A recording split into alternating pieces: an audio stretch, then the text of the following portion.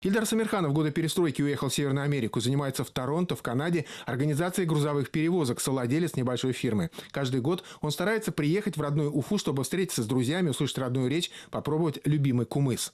О проекте «Уральский барс» Ильдар узнал еще в Канаде из интернет-ресурсов и сразу загорелся идеей принять в нем участие, подняться хотя бы на одну из вершин. В июне месяце я узнал, что РГО проводит акцию «Подняться на 7 тысячников Южного Урала, 7 тысячников Башкирии». И я решил, если будет такая возможность, подняться хотя бы на одну вершину, на Курташ. И вот моя затея, моя мечта с помощью башкирского отделения РГО удалась. Мы на вершине. Чувство, которое я испытываю, просто невероятное. Это восхождение, может быть, для кого-то оно элементарное, для неподготовленного человека это очень сложное восхождение.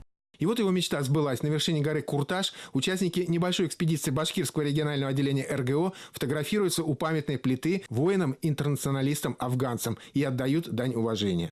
Значит, нам нужна одна победа, одна на всех мы за ценой не постоим, одна на всех мы за ценой не постоим.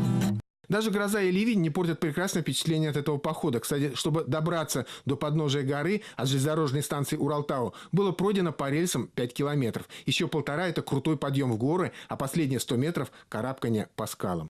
Дорога очень интересная, очень романтичная. Травы, небо, железная дорога. Вид очень замечательный.